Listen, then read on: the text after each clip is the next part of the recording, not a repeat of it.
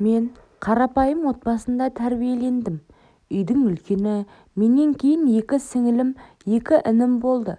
Ата-анам да қарабайыр тіршілік кешті. Әкем құрылыс саласында жұмыс істесе, анам дүкенде сатушы болып қызмет етті. Ата-анамыз таңнан кешке дейін жұмыста болғандықтан үйдегі тіршілік өзімізге қарайтын. Бірді-екілі малымызды суғарып, жем-шөбін салу, үй жинау мен су тасу, тамақ жасауды өзара бөлісіп алатынбыз. Сабағымызды өзіміз оқып, бір-бірімізге қарасып өстік. Екі ініміз кішкентай болды. Сіңілдеріміз арамыз 2 жастан еді. Сабақта екпінді болдым. Сыныптың активистер қатарында болдым. Түрлі іс-шаралардан қалмауға тырысатынмын. 8-ші сыныпқа келгенде алғаш рет жігіттен хат алдым. Ол өз сыныптасым Берік болатын. Сыныптың атаманы өзі әдеміше келген. Бойшаң жігіт қыздардың бәріне ұнайтын. Маған хат жазып, сезім білдіргенде басқалар түгілі өзім де таңғалдым. 1-2 айдай сынап көргім келді. Сезімін шын жақсы көре ма деп. Шынымен ізімнен қалмай жақсы көрді. Бірақ 9-ші сыныпқа барғанда шынайы қыз-жігіт болайық, оған дейін достасып жүреміз деп айттым. Ол да келісті. Жақсы дос болдық. Үнемі дискотека, вечерлерден соң шығарып салатын. Сөйтіп жүріп 9-ші сыныпқа аяқ бастық. Біз дос боп жүріп, бір-бірімізге бауыр басып, достығымыз шынайы махаббатқа айналды. Құшақтап, тек әрі аспайтын Берік. Бір күні дискотекадан қайтып келе жатып, бір ықпана жерге тоқтадық. Әңгіме айтып тұрған маған жақындап келді де жапса кетті. Осы нәрсені күттім ғой жаным деді. Алғаш рет ұнаған екеумізге әрі қызық, әрі тәтті нәрсе болды. Екеуміздің деміміз жиілеп, бір құшаққа айнала бастадық. Ол жаймен мойнымнан ұстады. Үстімнен мұң құмырсқа жыбырлап өткендей болды. Оның қылықтарын қызық көріп, қайдан үйреніп жүрсің дедім. Ол ағамның телефонында жаман видеолар көп. Содан көрдім деді ентігіп. Бір уақытта ол маған мына жеріңнен сүйейінші деді. Қойшы, ұяламын дедім. Ұялмашы, сен менікісің ғой, кейін екеуміз үйленеміз ғой деп кофтамды ашты. Мен мұндайды бірінші рет бастан кешкендіктен күшті сезім тұла бойымды шарлап барады.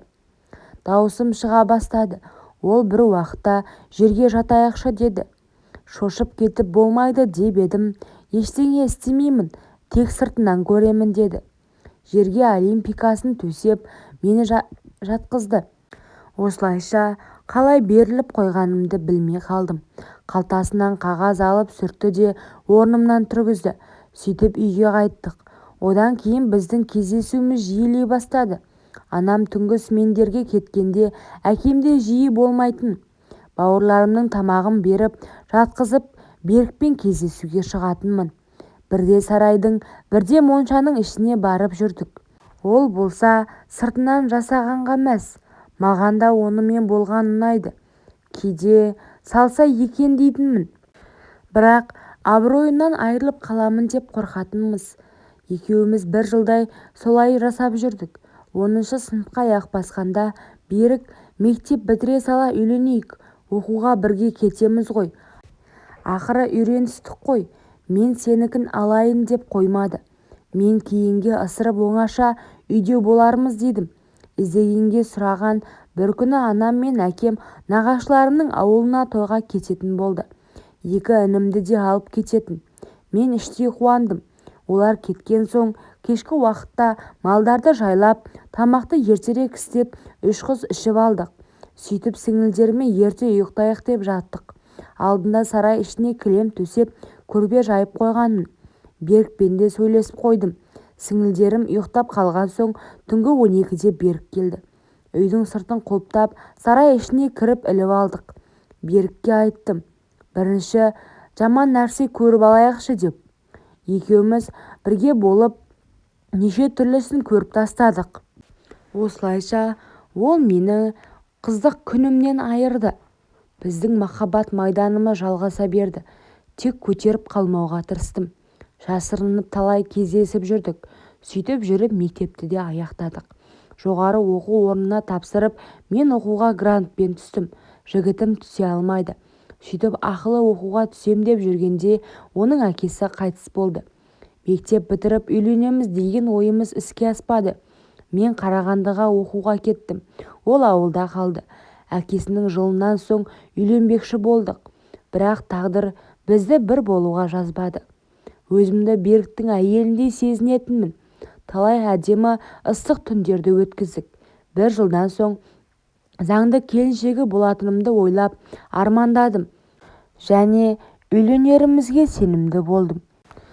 Бірақ тағдыр бізге басқа тосын сый ұсынды. Бір күні группалас қыздың ауылына туған күнге бардық. Туған күнге группаласының сыныптастары да келді. Олармен танысып, сөйлесіп, қызықты кеш өтіп жатты. Туған күнді көлдің жағасына барып жалғастырайық деп біреу ұсыныс айтты. Содан бәріміз көлдің жағасына бардық. Ойнадық, биледік. Қайтар уақытта біреусі, қыздар, машинамен жеткізіп тастайын, келіңдер деді. Ойымызда ештеңе жоқ. Улап-шулап 3 қыз міндік. Машинаның алдында бір жігіт отырды. Олар ауылға кірді де группаласының үйіне емес басқа көшеге түсті. Сөйтіп шарбағы ашық бір үйдің алдына тоқтады да күте тұрыңдар деді. Үйден жаулық алған 3-4 адам шықты да машинаның есігін ашып, қайсысы деді. Ештеңе түсінбей бір-бірімізге жалт қарадық. Жігіттер ортадағы деп мені көрсетті.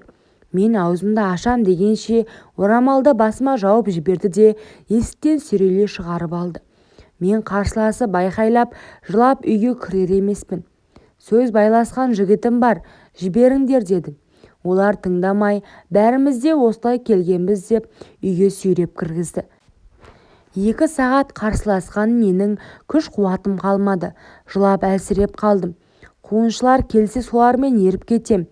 Егер Берік естісе, мені ап кетер деп ойладым. Бірақ Берік келмеді. Маған бақыт тілеп хат жазыпты. Содан кейін өмірімде түк мән мағына қалмағандай сезіндім. Тойдың қалай болып, қалай өткені есімде жоқ. Есі ауып қалған адамдай тұр десе тұрып, отыр десе отырып жүре беріппін. Күйеуімнің қандай екенін неке түні болатын кезде көрдім. Түрі қап-қара, бойы сәл менен кішілеу жуас жігіт екен. Ауырып тұрмын деп теріс қарап жатып қалдым. Ол да үндемей жатып қалды. Күйеуім ақылы бар жігіт боп шықты. Қашан мен дайын болғанша күтті. Қасыма 1 ай жолатпай, 1 айдан соң түрін аяп, тағдырыма көніп, бірге болуға көндім. Қызығымның жоқ екенін білдіртпеу үшін өтірік ауырсынып жылап, оған білдіртпей табанымды тіліп жібердім. Көрпедегі қанды көріп ол мәз. Бірақ онымен болған күн маған ұнамады. Арғы жағы да кішкентай, өзі сияқты. Берік тікіндей болмады. Айырылып кетейін десем, ел жұрттан ұяламын. Әке-шешемді абыройсыздыққа ұшыратқым келмейді. Оқуымды сырттайға ауыстырып алдық. Күйеуімнің табысы бәріне жеткілікті. Үй, машинамыз бар, бірақ сәби жоқ. Үйленгенімізге 2 жыл болса да әлі көтермедім. Мүмкін қанағаттанбағандықтан шығар. Күйеуімнің мінезі маған жақсы.